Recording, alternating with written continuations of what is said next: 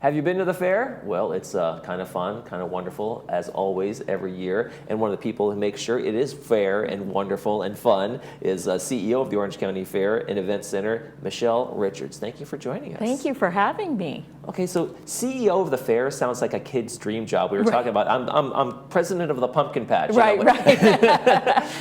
But the fair isn't just this time of year, it's a year-round event. You have the event center, you have concerts, you have expos that come, so it's something that's managed and run there. And the swap meet, of course, when the fair's not in town, something's always going on there. Always. There's something almost every weekend at the fair, and you're right. I mean, we plan for the fair all year long. We're already planning for next year's fair. Yeah. But while the fair is not going on, we have lots of trade shows, consumer shows, craft shows that come to the fair. Yeah, because I'll see the posters of the expo for whatever they come to the fairgrounds and this event center and this convention kind of thing. So you guys get a lot of stuff. So that makes sense that there's a CEO of the fair and event center. It's the best job in the world too. And you've been the CEO since 2019, but you've been, I mean, I don't mean to carbon date you, but you've been here for decades. I have. I have. This is my 24th fair. Wow. So we measure time in fairs rather than years at the OC Fair and Event Center. So tell me about the days and some of the ticket information, because you should be getting your tickets before you go. You guys have had, like the past 3 years, you've had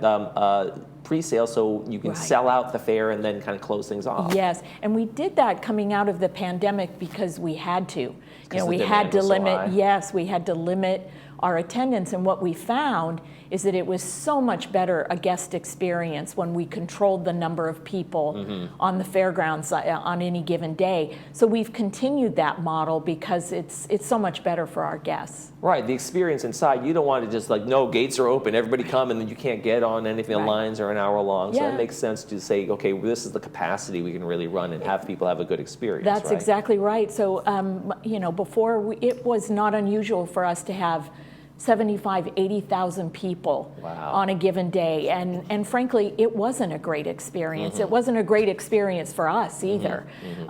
It was a burden on the neighborhoods, and so limiting the attendance has made it such a much more pleasant experience for everyone. Now for folks who don't know that, maybe somebody shows up, can they still get a ticket if it's not a sold out day? Not if it's a sold-out day. Okay, so if it's a sold-out day, no, but if it isn't, they'll still, because some people don't get the word. They just show up at the fair. They hey, I was here 10 years ago. We didn't have to do this. Yes, we try to help as many people as possible, but really, we want people to go to the website and get their tickets ahead of time. That's your guarantee for that day. That's right. You got your spot. You got your spot. History of the fair, it's been around since 1890, and most fairs are like, they're for livestock and produce and that kind of thing, and they would have a little entertainment on the side, but Orange County Fair has grown to really be just this monstrous kind of amusement park almost. It has something for everyone, and you're right, back in the day, it was about all the farmers coming to the fair to learn about new equipment, new techniques, and in order to get the ladies to participate, they started adding pie baking contests and sewing contests, right? And then it just grew from there, and entertainment was added, and so there really is something for everyone. And there's this agricultural roots to Orange County that some people who are new to the area don't really know. I mean, this was all ag back in the day and farming and that kind of thing. So the county, it made sense for them to have a county fair like that. Exactly. When I actually was in high school, I did a photo contest. We submitted. I think I might have got honorable mention. Oh, well, that's pretty good. That's pretty good. Yeah. So I've been around the fair and been coming there for decades as well. What is it about the fair that you loved? I mean, you were introduced to the fair, like you said, your 23rd year, but what is it about it that just kind of gets you? You know, my absolute favorite part, sounds a little corny, but it's so true. I love to walk through the fair and see families enjoying themselves together, or little kids that are discovering, you know, the fair for the first time, or seeing a baby piglet for the first time, and just seeing the joy on people's faces. There's nothing better in the world. You know, to be able to put on this grand party for the community and have people come and truly enjoy themselves and make memories, that's what it's all about to me. Do you still kind of walk the fair on a regular time, seeing how things are going, and are you out there enjoying it? Multiple times a day. You know, I do have my CEO stuff that I have to do. There's, you know, reports that have to get done, and emails answered and whatnot, but my favorite thing is to just get out on the grounds and be a part of it all. And that really kind of shows that down-to-earth level. You don't have to say, well, how are the things going out there, and worry about it. You get kind of the first-hand input from everything that's going on. Yeah. Now, not only is it fun food, which we'll maybe get that in a second, but the livestock and that kind of thing, but there's also a lot of concerts. You guys have 3 events, the Pacific Amphitheater there. Yep. You have the hangar and the AMA. ASA, Action Sports Arena. Action Sports Arena. Oh, that's where the trucks and the cars. That's right. That's a wild time. That's a wild time. It is. Fun for all. Yep. In fact, just last night, I hit all 3 of those venues. So country singer Walker Hayes was in the Pacific Amphitheater. Okay. Thousands of people. He did a phenomenal show. I walked over to the hangar and caught the last part of Queen Nation. Okay. Hugely popular Queen tribute band. Right. Sold out show. And then I went over to the Action Sports Arena for the first time. We had Chris Mabry, who is a comedy hypnotist. And that was such a fun show to watch as well. That can be a lot of fun. I've been to that kind of thing at a comedy club, and they do that. Yeah. And it's kind of wild. Yeah. I got to meet Chris after the show, and he explained to me how he hypnotizes people, and I thought that was very fascinating. He didn't do any. He didn't try to. He didn't. He said, "I could try it on you," and I said, "No, I don't think that would be such a good idea in the middle of the fair." Parakeet. Okay. That's right. There's no trigger words. That's right. You're going to be okay. For folks who want to get there, we do know that traffic is really congested around times of the fair, and that's just the normal thing of thousands of people going to one event. What can people do to alleviate that? Is there transportation around? There is. In fact, the OCTA buses, the OC Fair Express, is back again this year. Okay. It leaves every half hour from the Laguna Hills Transportation Center, which I know is really close to Laguna Woods Village. Right. Exactly. And so people can ride the bus to the fair for a round trip of just $4.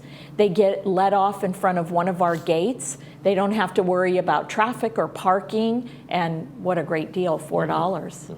Now, tickets are not that expensive, but one of the realities of the fair is that everything costs a little bit of something once you're inside. The rides cost money, food costs money, entertainment costs a little bit of money. Are there some free things that people can enjoy when they come to the fair? Tons of free things. In fact, when my kids were little, I always insisted that there were a few days that we came to the fair where that's all we did was get in and enjoy all the free things. So I mentioned piglets earlier. We have baby piglets that are just 10 days old. So people can enjoy Centennial Farm and all the agriculture exhibits. We've got great shopping, beautiful exhibits this year. Our Art of Music exhibit is back, which features all the art and the artists that create album covers and those iconic album covers.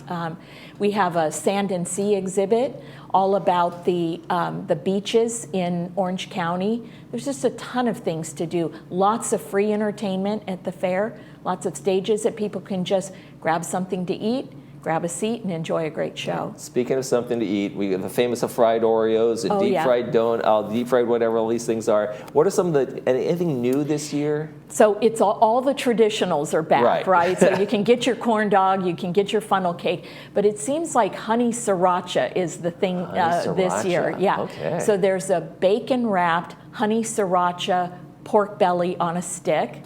Doesn't that sound good? I don't know. And then the famous Chicken Charlie has created a mini honey sriracha funnel cake, 2 little funnel cakes that serve as the bun in between one of his famous fried chicken breasts. Oh, wow. Yeah. Okay. That seems like an experience right there. All right. Did you bring any beer coupons? For the crew wanted me to ask. Any beer coupons for us? No? Beer coupons? Oh, no. Maybe next year. Maybe next year. Sorry, guys. I did my best. I tried. I swear.